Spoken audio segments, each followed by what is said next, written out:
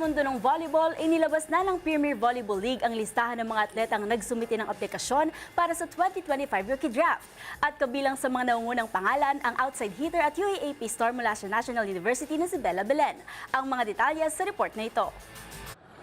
Pinangalanan na ng Premier Volleyball League o PVL ang paunang listahan ng 16 na aplikante para sa 2025 Rookie Draft na gaganapin ng combined sa May 30 hanggang 31 sa Paco Arena. Nangunguna sa listahan si Bella Belen ng National University na inaasahang mapipili sa unang bahagi ng draft kung siya ay magpapatuloy at hindi aatras. Ang Capital One ang may pinakamalaking pagkakataon na makuha si Belen na sinundan ng Galleries, Farm Fresh at NX-LED. Kasama ni Belen ang kanyang mga kakampi sa NU na sina Sheena Turing at Erin Pangilinan. Mataas ang representasyon ng UAAP sa draft, kabilang ang mga manlalaro mula Adamson na sina Ann Nikki, Aisha Huegos, Julea Don Lopena, Aliyah Marce, May Jenalyn Roque at Kaylin Villegas. Ang mga mula Ateneo na sina Alexis Miner at Lian de Guzman, Lasal na sina Alea Malaluan, Baby Jane Soreno, Juliana Tolentino at Jessa Odiales. FEU na sina Jean Asis, Chenny Tagaod, Ann Monares at Laika Bautista, UST na sina Pia Abu at Rene Pinafiel, UE na si Riza Nogales at UP na si Nika Celis. Kabilang din sa aplikante si Angela Jackson, dating manlalaro ng UP Integrated School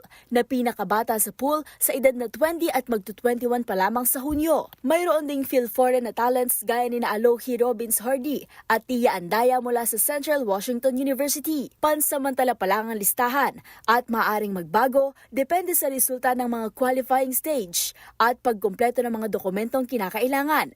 Wala pang anunsyo hinggil sa petsa ng actual na draft.